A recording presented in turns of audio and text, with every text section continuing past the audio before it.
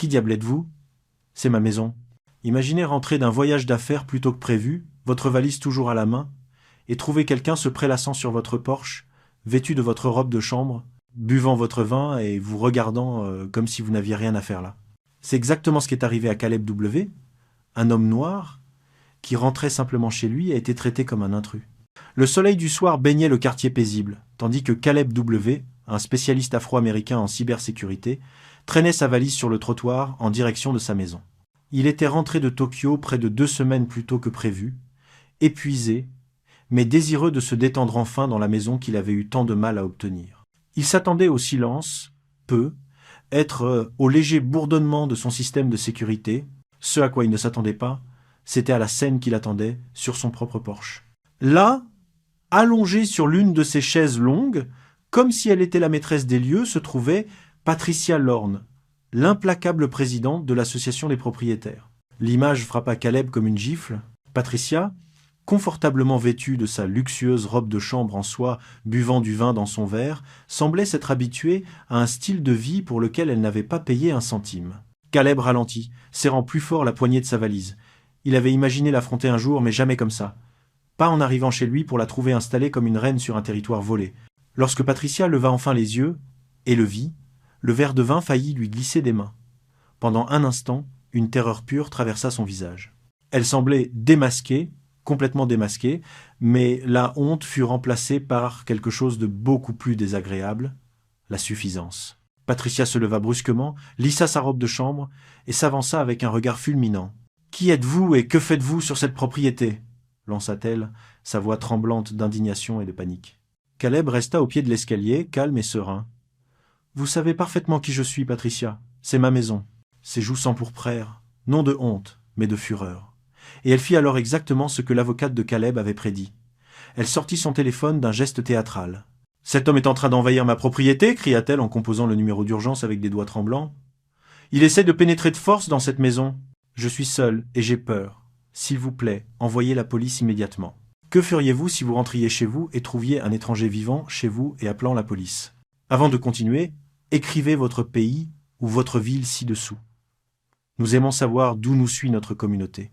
Si vous croyez qu'il faut dénoncer l'abus de pouvoir et exposer ceux qui l'exercent, likez et abonnez-vous, car parfois les plus grands voleurs sont ceux qui portent un porte-bloc. Caleb resta immobile, il n'interrompit pas, ne se défendit pas, il observa simplement la scène se dérouler, prenant mentalement note de chaque mensonge prononcé. En quelques minutes, le son strident des sirènes résonna dans le quartier résidentiel tranquille. 2 voitures de patrouille arrivèrent à toute allure, leurs pneus crissant en s'arrêtant devant son allée. Les lumières illuminèrent le visage de Caleb lorsque les agents descendirent, les mains près de leurs étuis. C'est ainsi que, sans plus attendre, le piège fut activé. Pour comprendre comment on en était arrivé à cette situation, avec des voitures de police alignées devant sa maison, il faut remonter plusieurs mois en arrière, lorsque Caleb W. a emménagé pour la première fois dans le lotissement exclusif de Maple Ridge State. Pour Caleb, acheter cette maison était plus qu'une réussite financière. C'était une déclaration que chaque nuit blanche passée à bâtir son entreprise de cybersécurité en valait la peine. Après des années à vivre à l'étroit dans de petits appartements, tout en voyageant de pays en pays pour protéger des réseaux d'entreprises, il avait enfin trouvé un peu de paix.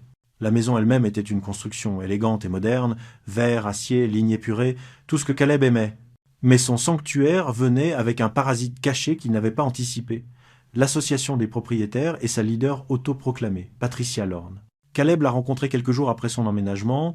Il a ouvert la porte et a trouvé Patricia sur le porche, agrippée à un porte-bloc comme s'il s'agissait d'un symbole de pouvoir. Elle devait avoir une 50aine d'années. Elle portait des vêtements d'été de style jeune, qui ne la flattaient pas. Ses cheveux blonds étaient tirés si serrés qu'ils semblaient douloureux, et un sourire restait sur ses lèvres, mais n'atteignait pas ses yeux. Sa voix était douce, mais le message ne l'était pas. Elle informa immédiatement Caleb que son élégante boîte aux lettres noire portait atteinte à l'esthétique du quartier et entraînait une amende quotidienne. Caleb tenta d'expliquer qu'elle s'accordait avec sa maison moderne, mais parler avec elle était comme discuter avec quelqu'un qui se croyait propriétaire de tout le quartier. Pour éviter les conflits pendant qu'il s'installait, il la remplaça par l'horrible boîte aux lettres verte qu'elle exigeait. Il se rendra compte plus tard que cette décision avait montré à Patricia qu'il était quelqu'un qu'elle pouvait harceler. À partir de ce moment, les critiques constantes ne cessèrent pas. Elle lui infligeait des amendes pour avoir laissé les poubelles dehors peu après le ramassage, pour avoir planté un érable japonais qui ne figurait pas sur sa liste d'arbres approuvés, et lui donna même un avertissement parce qu'un colis était resté trop longtemps sur son porche. Vivre sous son règne ressemblait moins à faire partie d'une communauté qu'à obéir à une dictatrice mesquine. Puis, Caleb décrocha un contrat important à Tokyo.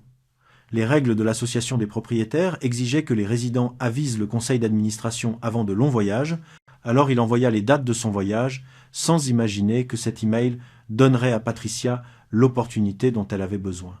Ce fut l'opportunité qu'elle saisit plus tard pour s'introduire dans sa vie. Dès l'instant où Caleb W embarqua pour son vol vers Tokyo, il ne s'attendait qu'à 1 mois de travail intense en cybersécurité et d'hébergement à l'hôtel. Mais au milieu de la 2e semaine, quelque chose de particulier surgit, quelque chose que seul quelqu'un comme Caleb remarquerait. Une petite alerte apparut sur son téléphone. Le thermostat de sa chambre principale avait été ajusté manuellement. Il l'avait programmé pour rester à $65, cirque F, environ 10 à 8 $, cirque C, pendant son absence, mais il était soudain à $72, cirque F, environ 22 $, cirque. Il attribua cela à un problème technique. 2 jours plus tard, une autre alerte dissipa tout doute. Son réfrigérateur intelligent enregistrait de nouveaux produits achetés. Du lait qu'il n'achetait jamais, du yaourt qu'il ne mangerait jamais, et un chardonnay bon marché qu'il ne boirait jamais par principe. Le rythme cardiaque de Caleb s'accéléra. Quelqu'un non seulement entrait chez lui, mais y vivait. Il activa les caméras intérieures. Ce qu'il vit lui souleva l'estomac. Patricia et son mari, Stuart Lorne, se prélassaient sur son canapé, pieds nus, aussi à l'aise que s'il payait l'hypothèque. Il changeait de chaîne avec la télécommande. Elle avait une de ses couvertures en cachemire sur les épaules, comme si elle était de la royauté. Les pieds de Stuart reposaient sur le pouf de Caleb. La situation empirait. Les enregistrements révélèrent encore plus de violations. Patricia et son mari pillaient son garde-manger, dormaient dans son lit et traitaient sa maison comme un refuge de luxe. Ils recevaient même des invités dans son patio, leur servant son meilleur whisky comme s'ils étaient les propriétaires. Mais le coup le plus dur arriva lorsque Caleb vit Patricia portant des vêtements qui avaient appartenu à sa défunte épouse, Eleanor. Un foulard en soie qu'il n'avait pas eu le courage de ranger pendait à son cou tandis qu'elle posait devant le miroir. C'était inacceptable. Il ne s'agissait plus seulement d'une intrusion, c'était personnel. Caleb voulut appeler la police sur le champ, mais il s'obligea à penser de manière stratégique. Il avait besoin de preuves si accablantes que Patricia ne pourrait pas se rétracter. Il rassembla donc tout, vidéo, horodatage, audio, journaux des appareils électroménagers. Sa maison intelligente était devenue un piège numérique à preuve. Puis il captura la pièce finale, un enregistrement audio de Patricia se vantant de connaître les dates de voyage de Caleb et qu'elle partirait avant son retour pour qu'il ne le sache jamais. À ce moment-là, Caleb sut que sa chute était assurée. Une fois que Caleb W obtint l'audio prouvant l'intention, il sut qu'il ne s'agissait plus seulement d'une intrusion. C'était une prise de contrôle calculée de sa vie. Il envoya un petit échantillon des preuves à son avocate, Adrienne Wells, une avocate astucieuse et stratégique connue pour démanteler les adversaires arrogants. Lorsqu'Adrienne examina le matériel, une photo de Patricia allongée sur le canapé de Caleb, et un bref extrait où elle se vantait que Caleb ne le découvrirait jamais. Sa réponse fut immédiate. « Appelle-moi ». Pendant l'appel, le plan qu'elle proposa était audacieux mais brillant. Rentrer plus tôt, surprendre Patricia la main dans le sac et laisser sa propre panique la trahir. Adrienne prédit qu'elle intensifierait la situation, mentirait et exagérerait son rôle. La clé était que Caleb reste calme, posé et la laisse faire le premier pas désastreux.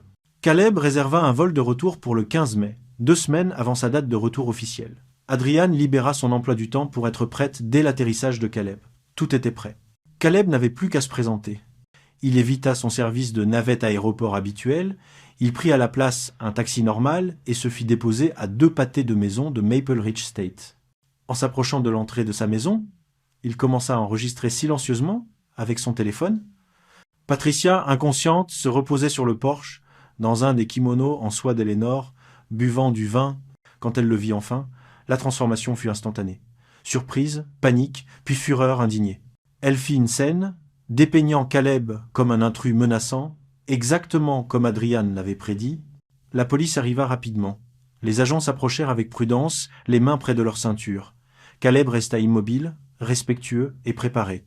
Calmement, il donna son nom, son adresse et affirma avoir la preuve qu'il vivait là. Adrienne lui avait conseillé une phrase que Caleb prononça avec précision. « j'aimerais vous montrer quelque chose de mon système de sécurité. Et c'est ainsi que commença la chute de Patricia dans son propre scénario, sous le regard de tout le voisinage. Une fois que les agents eurent examiné les images que Caleb montra l'accès en direct à ses caméras, les journaux redatés et l'audio de Patricia, admettant qu'elle prévoyait de s'éclipser avant son retour, son numéro s'effondra en quelques secondes.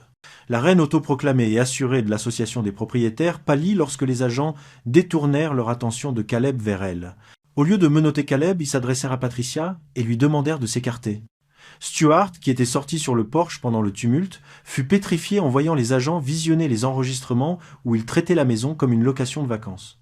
En moins d'une heure, Patricia fut escortée à l'arrière d'une voiture de police, sous le regard des voisins, qui avaient souffert de son contrôle au sein de l'association des propriétaires pendant des années. Elle fut accusée de cambriolage, d'occupation illégale, d'utilisation abusive de l'accès à la propriété et de vol. Stuart fut accusé de complicité. Les conséquences furent immédiates. Le conseil d'administration de l'association des propriétaires tint un vote d'urgence et destitua Patricia de son poste de façon permanente. L'association fut contrainte de modifier plusieurs de ses règles, y compris l'élimination de la règle exigeant que les propriétaires remettent des doubles de clés. Quant à Caleb, il ne célébra pas, il récupéra simplement son foyer, changea toutes les serrures, améliora encore son système et retrouva sa paix. Mais il n'oublia jamais avec quelle facilité les personnes au pouvoir pouvaient abuser de leur accès. Si vous pensez que protéger votre paix, votre foyer et votre dignité est une bataille qui vaut la peine d'être menée, likez et abonnez-vous, car la propriété ne concerne pas seulement une maison. Il s'agit de respecter les personnes qui y vivent.